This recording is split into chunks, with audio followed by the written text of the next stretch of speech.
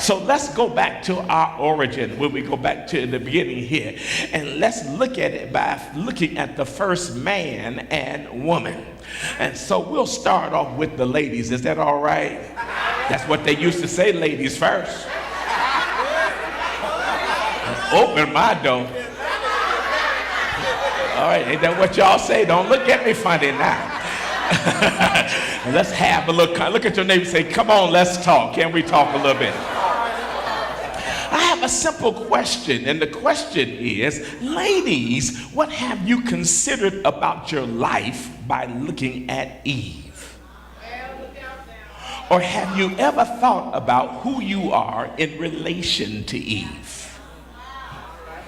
Let's look at some simple facts here, because Eve's decisions are the first that we see of how a woman deals with life-challenging situations.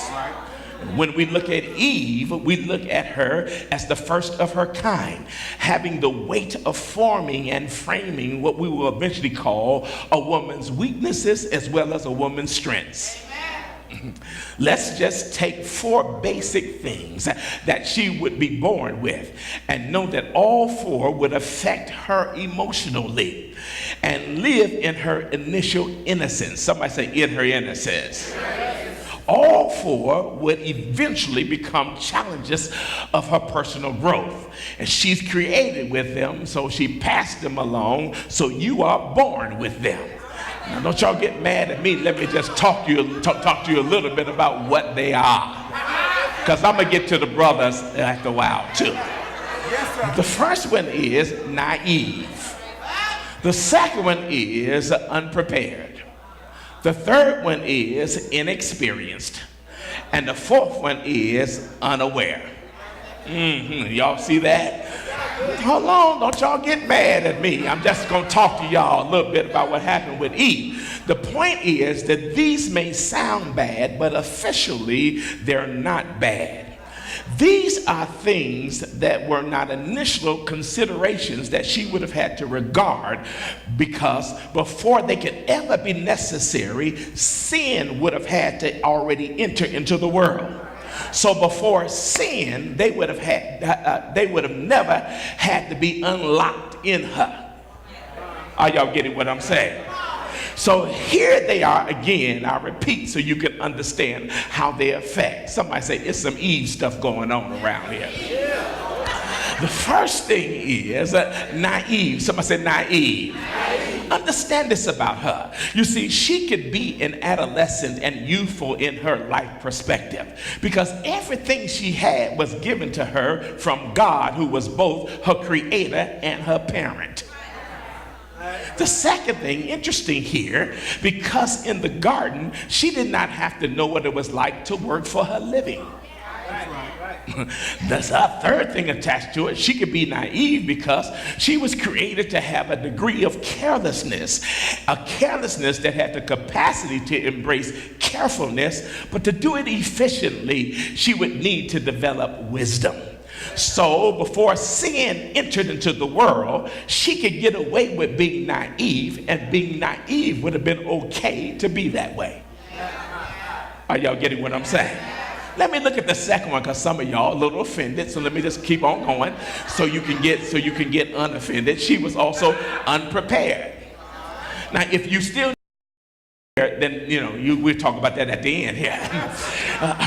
She was unprepared. You see, the Garden of Eden in its natural makeup had everything they needed to survive, to live well, to fulfill their purpose, to be with their Creator, and to not taste death. That's right. Somebody said they had everything they need.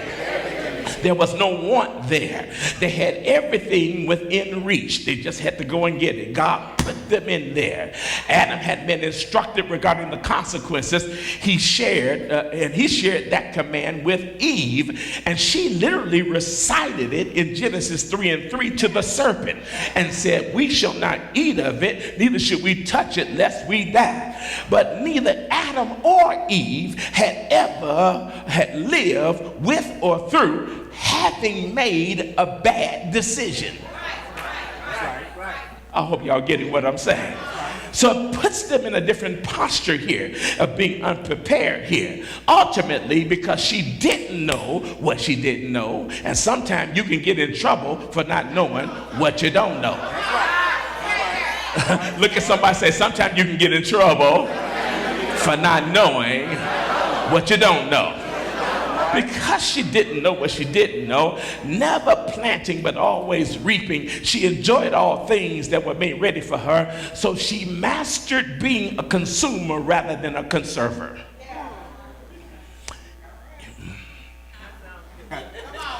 Eve's challenge began when she looked and took another word over the word that God gave her husband.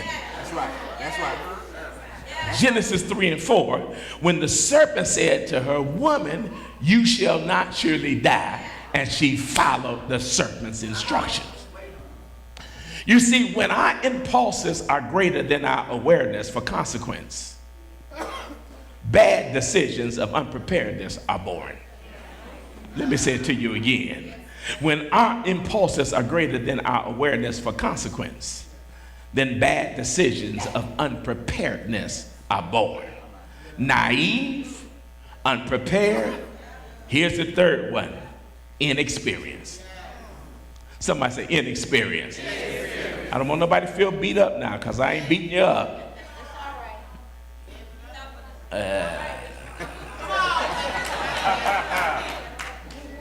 If you do feel beat up, we can have a session later. Inexperience. When it came to Eve's inexperience, I look at what have made her, what we would have considered as her faults. And I had to ask myself before I judged her, what would it have been like to be created as an adult with no possible recall of any early childhood memories or disciplines? Yes, sir. That's it right there. What is it like to be an adult and don't know nothing about being a child? Nothing to draw from but instinct and new learning. Even the declaration not to eat of the tree that bear the knowledge of good and evil was not even directly shared with her by God, but with Adam, who is as well discovering what responsibility is all about. In her innocence, she was filled with inexperience. Somebody say inexperience. Which brings me to the last one, and then I'll give y'all a break. She was unaware. Some say unaware. And there she is, the embodiment of what it looks like to be totally unaware. Not knowing that any individual disobedience that she would render at that point would lead to the corporate disobedience to change the earth. Yes, sir.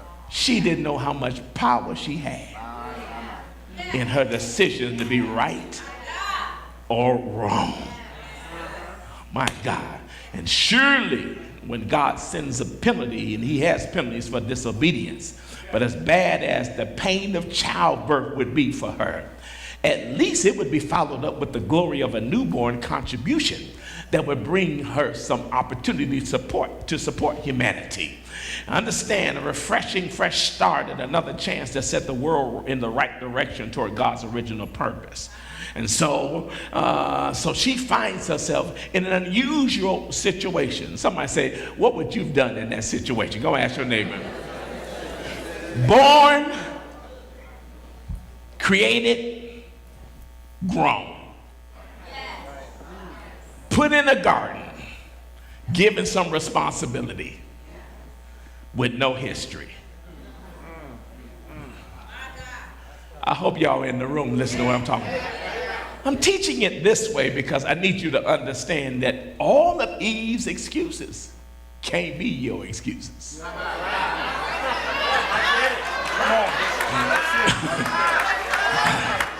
Won't y'all help me? Go on, look at somebody and say, all of Eve's excuses can't be your excuses.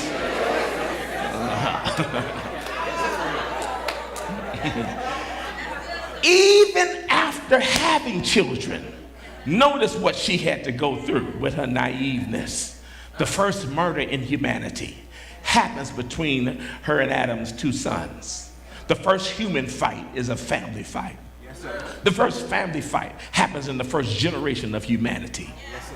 And now, to fulfill the command of the Lord to be fruitful and multiply and replenish the earth, she spends her productive years desiring to bring forth an offspring that she can be proud of, to present to the world, to her husband, and to her creator.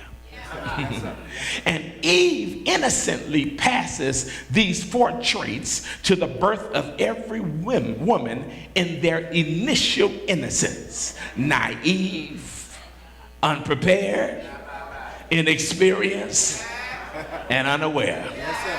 Are y'all still in the room? Yeah. Understand that in innocence, these are virtuous, untainted, and a beautiful picture of pure hearts and minds. But after sin, any lady bearing these traits would need protection outside of the garden. That's right. All right. Right. And having a family didn't make it any easier. Look at somebody and say, sometimes having babies don't help the situation. Bishop. I'm just trying to talk in the room here. Just having a baby don't change the situation. You see, along with these 4 traits, after childbirth, we now have to add to the emotion of being, having these 4 traits, the frustration of motherhood. Somebody said the frustration of motherhood. What do you do? And I'm talking about bringing forth and manifesting. What do you do when you don't feel like your life is providing or producing what you originally wanted or thought you should be able to see happen in your future? What do you do with that? To investigate this part, we need to pay attention to what Eve passed on to 2 ladies in the Old Testament. I'd like to pick 2 of them if you don't mind, and for our benefit, let's just pay attention to 2 of them who had not had children, and they were on the brink of getting ready to have some children, and neither one of them knew that the possibility was theirs. Sarah out of Genesis 16 and Hannah out of 1 Samuel 1. Somebody say Sarah and Hannah. Both of them would go through motherhood frustration, because Sarah and Hannah shows us what Eve's early traits can do in a developing family situation here. Let's look at some of them, because look at both of them, because when you talk about Sarah and Hannah, they had some commonalities at the beginning. Somebody say commonality. Say, let me read them to you real quick so you can understand. They both shared a man with another woman, but neither one of them liked it. The second commonality, they both seemed to be content with it publicly until the other woman started getting more attention than they did. I told y'all don't get quiet and run out the room. I'm going to get to the part where you can say, yes, the woman is strong. Just hold on for a minute. Yes, you are strong. You're a powerful woman, but I need you to understand some of the behavioral stuff that you don't tell nobody, and some of the feelings that you don't get out, and some situations that need to be very, very clear about how you engage in, so you can help your daughter, because I know you got it together, so you can help your daughter. And then here's the third one here. They both ended up having conflict with the other woman. I know none of y'all had no conflict with another woman in the midst of their mutual family fight. And so, because both of them had a promise of having a child from God, but they responded totally different. They had these commonalities. Here's a great lesson for all of us to learn and pay attention to. Be careful how you react when you know that what you want will be something that you're going to end up having to wait for.